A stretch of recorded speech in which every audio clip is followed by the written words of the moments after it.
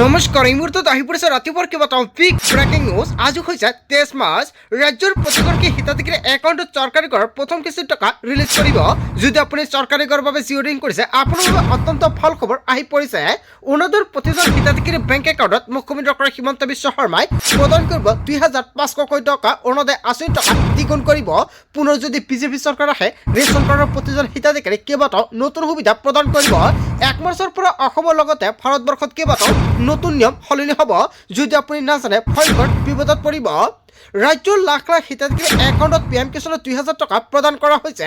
অতি শীঘ্ৰে 23 নং কিস্তিৰ টকা ৰিলিজ কৰিব, কিন্তু দুটা গুৰুত্বপূৰ্ণ কাম কৰিব লাগিব। লগতে কেইবাটাও ৰাজনৈতিক খবৰৰ লগতে অৰাজনৈতিক খবৰ যুগুত কৰা হৈছে। আজিৰ দিনটোত গোটেই অসম তথা ভাৰতৰ বিভিন্ন প্ৰান্তৰ পৰা যুগুত হৈছে কেইবাটাও ডাঙৰ খবৰ।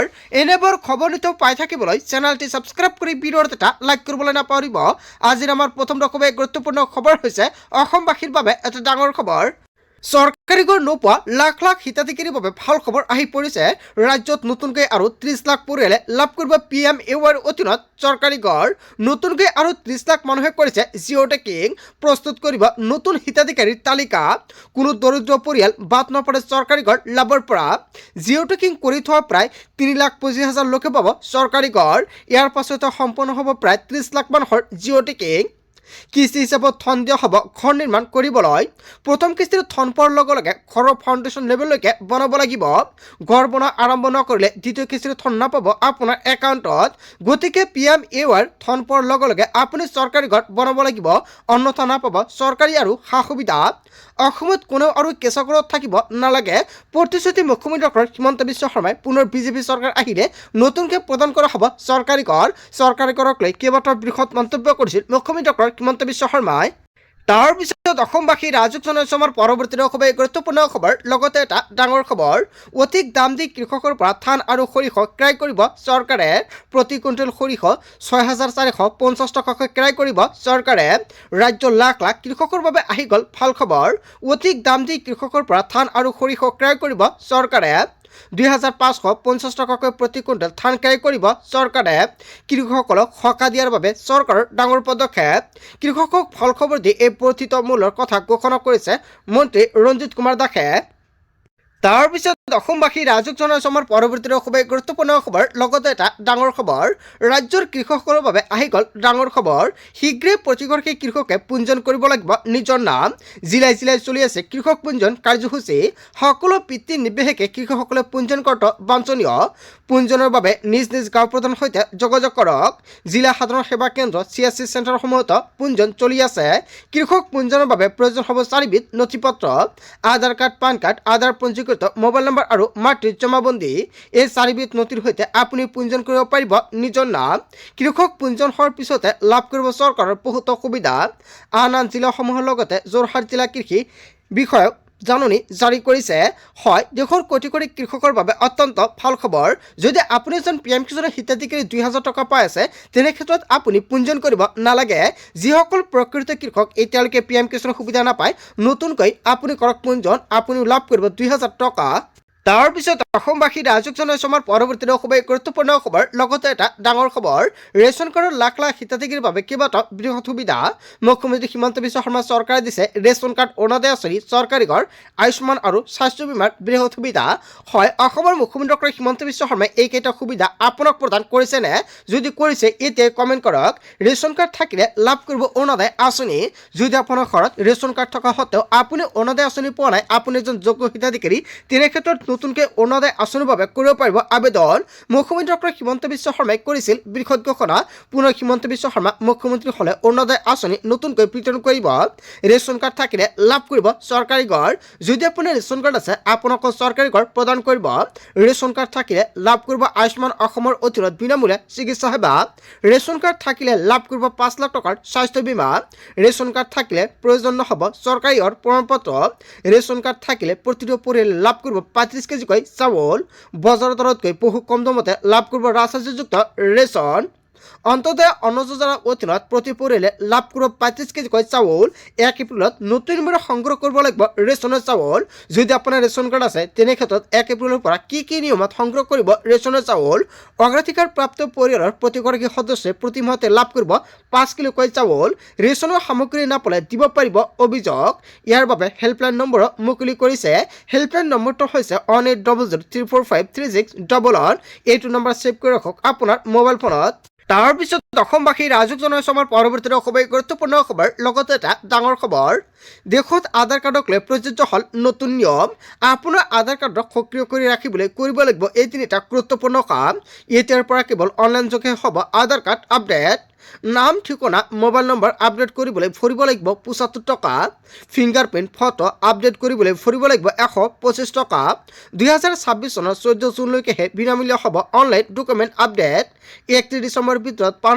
কাৰ্ডৰ সৈতে আধাৰ কাৰ্ড লিংক কৰিছেনে আপুনি কিয়নো ৩১ ডিচেম্বৰ শেষ সময়সীমা বান্ধি দিছিলে এতিয়া যদি আপুনি পান কাৰ্ডৰ লগত আধাৰ কাৰ্ড লিংক কৰিবলৈ যায় তেনে ক্ষেত্ৰত আপোনাৰ জৰিমনা দিব লাগিব পান কাৰ্ডৰ সৈতে আধাৰ কাৰ্ড লিংক নকৰিলে পৰিব আপুনি ভয়ংকৰ বিপদত কিয়নো যদি আপোনাৰ বেংক একাউণ্ট আছে আপুনি যদি পান কাৰ্ডৰ লগত আধাৰ কাৰ্ড লিংক নকৰে তেনে ক্ষেত্ৰত লেনদেন বন্ধ হ'ব পাৰে আধাৰ OTP ভেৰিফিকেশ্যন কৰি কৰিব পাৰিব KYC আপডেট এতিয়াৰ পৰা কেৱল অনলাইন যোগে হ'ব আধাৰ কাৰ্ড আপডেট দেশত আধাৰ কাৰ্ডক লৈ প্ৰযোজ্য হ'ল নতুন নিয়ম হয় যদি আপোনাৰ আধাৰ কাৰ্ড আছে কোনো ধৰণৰ ডকুমেণ্ট আপডেট কৰিবলগীয়া আছে অতি শীঘ্ৰে কৰাই লৈ লওক অন্যথা পিছত কিন্তু আপুনি কৰিব নোৱাৰিব 14 জুনলৈকে সেই সময়সীমা বান্ধি দিয়া হৈছে তাৰ পিছত অসমবাসী ৰাজুক জনাইছো আমাৰ পৰৱৰ্তী খুবেই গুৰুত্বপূৰ্ণ খবৰ লগতে এটা ডাঙৰ খবৰ আপুনি অৰুণোদয় আঁচনি নতুন নে পুৰণি হিতাধিকাৰীসকলে ধন কণ্টিনিউ পাবলৈ কৰিব লাগিব এই গুৰুত্বপূৰ্ণ কাম নতুনসকলৰ বাবেও আছে নতুন নিয়ম অৰুণোদয় আঁচনিৰ লাখ লাখ হিতাধিকাৰী শীঘ্ৰে আপডেট কৰক KYC আপডেট নাথাকিলে আপোনাৰ একাউণ্টত নোসোমাব চৰকাৰী ধন অৰুণোদয় আঁচনিৰ ধন নিয়মীয়াকৈ পাবলৈ বেংক একাউণ্টটো ঠিক হৈ থাকিব লাগিব অৰুণোদয়ৰ বাবে যিটো মোবাইল নম্বৰ দিছে সেই মোবাইল নম্বৰটো এক্টিভ কৰি ৰাখিব লাগিব কিবা কাৰণত যদি মোবাইলটো পৰিৱৰ্তন হয় চৰকাৰক জনাব লাগিব এতিয়াৰ পৰা প্ৰত্যেক ব্লকত এজন অৰুণোদয়ৰ সহায়ক থাকিব যদি মাহত থকা মাহতে জমা নহয় ব্লকৰ অফিচত গৈ আপোনালোকে দিব পাৰিব অভিযোগ তৃতীয়তে অৰুণোদয় আঁচনিৰ ধন নাপালে অভিযোগ দিয়াৰ বাবে চৰকাৰে মুকলি কৰিছে ফোন নম্বৰটো হৈছে 1800202626 এটা ফোন কলতে লগে লগে সকলো ধৰণৰ সমস্যা সমাধান হ'ব আপুনি এইটো নম্বৰত মেছেজ কৰিব পাৰিব ধন নোপোৱা মহিলাসকলৰ বাবে চৰকাৰৰ ফালৰ পৰা মুকলি কৰিছে হেল্প ডেস্ক আৰু ফোন নম্বৰ পুৱা 10 বজাৰ পৰা সন্ধিয়া 6 বজালৈকে ফোন কৰিব পাৰিব এই নম্বৰতে ৰাজ্যৰ বিত্ত বিভাগে মুকলি কৰিছে এইকেইটা হেল্পলাইন নম্বৰ ইয়াতে ছেভ কৰি ৰাখক আপোনাৰ মোবাইল ফোনত তাৰ পিছত অসমবাসী ৰাজুক জনাইছো আমাৰ পৰৱৰ্তী খুবেই গুৰুত্বপূৰ্ণ খবৰ লগতে এটা ডাঙৰ খবৰ অসমৰ আকাশে বতাহে উত্তপ্ত কৰি নিৰ্বাচনী গৰম বতাহ ৰন্দুন্দুবি বজাই নিৰ্বাচনলৈ সাজু হৈছে শাসক আৰু বিৰোধী ৰাজধানীৰ PIP আৰু BVIPয়ে অসম ভৰি পৰিব দুই এদিনতে বিজেপিয়ে দ্ৰুতগতিত অব্যাহত ৰাখিছে নিৰ্বাচনী প্ৰচাৰ বিজেপিৰ নিৰ্বাচনী প্ৰচাৰলৈ আহিছে হেভিয়েট নেতা হয় এটা বিগ ব্ৰেকিং নিউজ আহি পৰিছে হেভি নেতা অসমত উপস্থিত হ'ব 40 গৰাকী ষ্টাৰ কেম্পেইনাৰে অসমত সৃষ্টি কৰিব নিৰ্বাচনী ধুমুহা দেশৰ নিৰ্বাচনী আয়ুক্ত আৰু কেন্দ্ৰ চৰকাৰে দিলে গ্ৰীণ সিগনেল কোন আছে এই 40 জনীয়া ষ্টাৰ কেম্পেইনাৰৰ তালিকাত প্ৰথমতে আছে প্ৰধানমন্ত্ৰী নৰেন্দ্ৰ মোদীৰ নাম কেন্দ্ৰীয় মন্ত্ৰী অমিত শ্বাহ আৰু বিজেপিৰ ৰাষ্ট্ৰীয় সভাপতি নীতিন নবীন সহ বিজেপিৰ শীৰ্ষ নেতা JP নাড্ডা আহিব অসমত নিৰ্বাচনী প্ৰচাৰ চলাবলৈ ৰাজনাথ সিং নীতিন গাডকাৰী লগতে শিৱৰাজ সিং চৌহান আৰু কিৰেণ ৰিজিজুৰ লগত থাকিব উত্তৰ প্ৰদেশ উৰিষ্যা মহাৰাষ্ট্ৰ আদি ৰাজ্যৰ মুখ্যমন্ত্ৰী চলাব অসমত নিৰ্বাচনী প্ৰচাৰ অসমত বিজেপিৰ নিৰ্বাচনী প্ৰচাৰক লৈ